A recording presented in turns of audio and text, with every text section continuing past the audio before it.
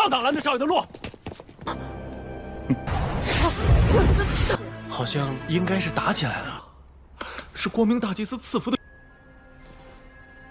地风双系。那位地风双系的大哥怎么称？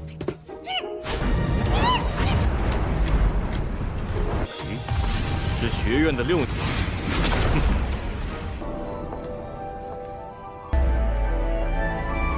级了吧？够了。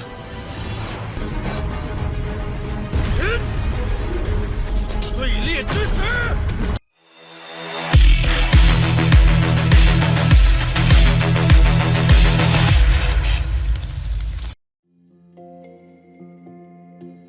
Halo semuanya, selamat datang di Ruang Sinema. Bagaimana kabar kalian semua? Semoga selalu sehat dan baik-baik saja.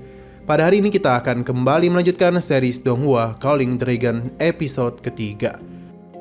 Cerita berlanjut, di suatu hari kita diperlihatkan oleh keberadaan Lini yang sudah mulai menjadi murid Akademi Ernest. Di sana kita dapat melihat bahwasanya akademi itu merupakan akademi mewah yang diisi oleh para jenius berbakat dari seluruh benua. Namun layaknya lingkungan sekolah pada umumnya, di antara sekian banyak murid, selalu saja ada yang merasa paling hebat. Salah satunya adalah pria berambut merah bernama Ren. Sebagai tuan muda dari sebuah kerajaan, Ren yang arogan langsung membuli seorang murid di sana. Melihat hal demikian, Lily pun bergegas turun tangan untuk menghentikannya. Perdebatan pun sempat terjadi, tapi karena peraturan akademi melarang keras pertarungan liar, Ren akhirnya pergi sendiri. 不要挡蓝队少爷的路。好像应该是打起来了。 Setelah insiden kecil itu, cerita berlanjut menuju lebih dalam. Layaknya akademi besar pada umumnya, setiap murid akan tinggal di dalam asrama yang berisi 4 orang. Di sana, Lily diperkenalkan dengan teman sekamarnya yang bernama Yale sebagai penduduk lokal yang kaya raya. Di sana, Lily diperkenalkan dengan teman sekamarnya yang bernama Yale. Sebagai penduduk lokal yang kaya raya, Yale langsung ganti semua fasilitas asrama dengan miliknya sendiri. Yale juga menjelaskan bahwa para murid diwajibkan mencapai level penyihir 6 agar bisa lulus dari akademi, yang artinya mereka akan tinggal di sini selama bertahun-tahun. Mendengar hal itu, Lily sempat terdiam, memikirkan kondisi keuangan sang ayah yang mungkin akan kesulitan untuk membiayai dirinya. Terlebih lagi, ia akan berada di sini dalam waktu yang sangat lama. Namun Pak Tua Coward segera meyakinkannya bahwa dengan bimbingannya, Lily pasti bisa lulus dalam kurun waktu 10 tahun saja. Tak lama kemudian, Lily kembali diperkenalkan dengan teman kamar yang lain. Ia bernama Georgie, seorang penyihir elemen api. Ternyata, Georgie juga berasal dari keluarga berada. Sejak pertemuan pertama, ia langsung memberikan hadiah kepada Yale dan Lily. Yale mendapatkan bros mewah berupa bros dari pendeta Cahaya Agung. Sementara Lily mendapatkan kristal deteksi sihir, sebuah alat yang dapat mengecek kekuatan sihir, dan juga mental kapan saja dan di mana saja. George menjelaskan bahwa yang memberikan hadiah tersebut dengan alasan karena sudah lama mengagumi kisah-kisah prajurit darah naga dari klan Barus.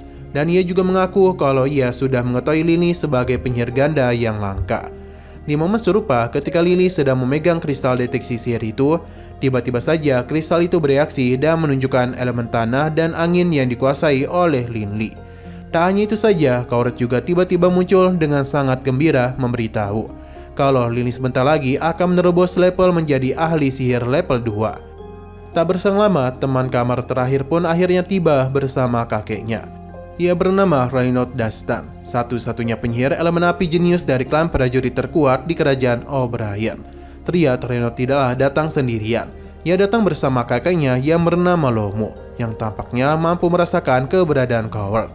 Oleh karena itu, ia pun langsung buru-buru kembali bersembunyi di dalam cincin.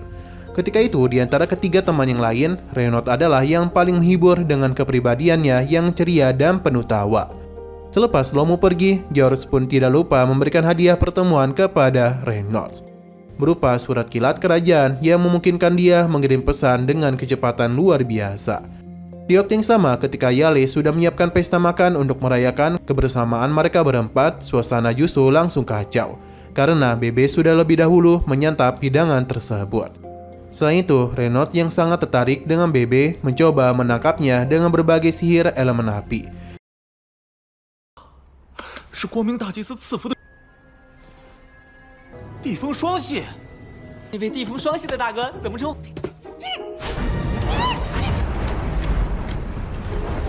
Hingga akhirnya Lily menjelaskan bahwa BB adalah hewan magic miliknya. Sebelum lanjut makan bersama, mereka berempat sepakat menentukan urutan di asrama. Yale sebagai kakak pertama, George sebagai kakak kedua, Lily sebagai kakak ketiga, BB di posisi keempat, dan Renaud sebagai adik bungsu. Kehidupan akademi pun dimulai. Perjalanan pertama di hari pertama yang dihadiri oleh Lily adalah sihir elemen angin. Di sana, di antara banyak murid yang hadir, hanya Lily dan seorang gadis cantik yang memperlihatkan pengendalian elemen yang luar biasa. Tak lama kemudian, sang guru tiba, sosok yang tegas dan keras bernama Trey, lulusan Akademi Ernest yang sudah mencapai ahli sihir level 6. Dalam kelasnya, guru Trey menjelaskan bahwa karakteristik sihir elemen angin adalah kecepatan tinggi dan daya serang yang kuat. Oleh karena itu, materi pembelajaran hari itu adalah menguasai teknik bila angin, sebuah serangan kuat yang dibentuk melalui perapalan mantra, pengubahan elemen, dan pengendalian wujud sihir. Guru Trey kemudian menyuruh sang gadis cantik untuk mempraktikkan teknik tersebut. Gadis yang ternyata bernama Delia itu, berkat bakat yang luar biasa, berhasil melakukannya hanya dengan sekali percobaan saja. 是学院的六年。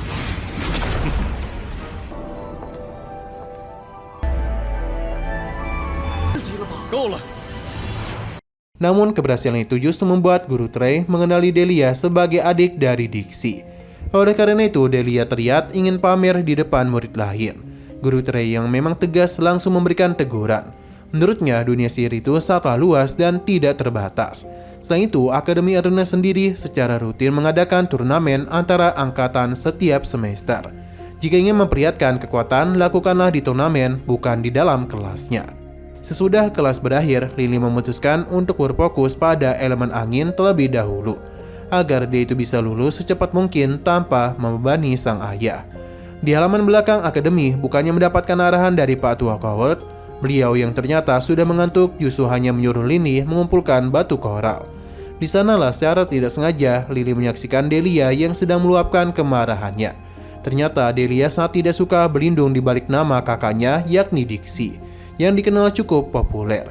Ia ingin membuktikan diri bahwa dia adalah Delia dan kekuatannya tidak ada kaitannya dengan popularitas kakaknya.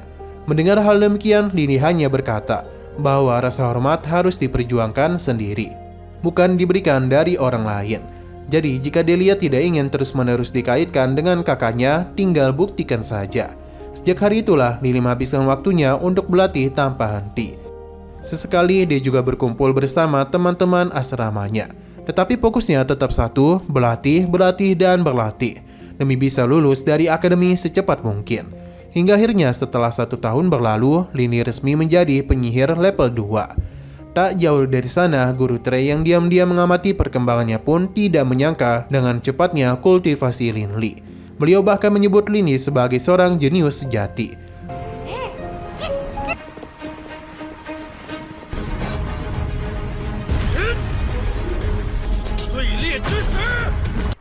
苦修了1年才突破2级。 Oleh karena itu, guru Trey menyuruh Lily untuk mewakili kelas elemen anginnya dalam turnamen akademi. Hadiah utamanya adalah hak tinggal di asrama mewah. Namun, Lily yang sudah berambisi penuh pada latihan dan kemajuan kultivasinya langsung menolak. Ia sama sekali tidak tertarik dengan turnamen. Yang ada di pikirannya hanyalah berlatih agar bisa lulus secepat mungkin. Meskipun begitu, turnamen angkatan Akademi Ernest tetap dilaksanakan. George yang memiliki kemampuan berbicara di depan umum yang baik secara resmi menjadi juri sekaligus pembawa acara. Pertandingan pertama mempertemukan Ran, si rambut merah, melawan Leto, sang penyihir elemen air. Dan sikap arogannya, Ran meremehkan lawannya habis-habisan.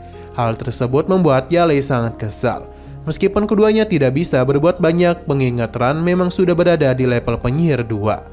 Mengetahui bahwa Lily juga sudah mencapai level 2, mereka mendesaknya untuk ikut bertanding, supaya bisa membungkam Ran sekaligus membanggakan asrama mereka.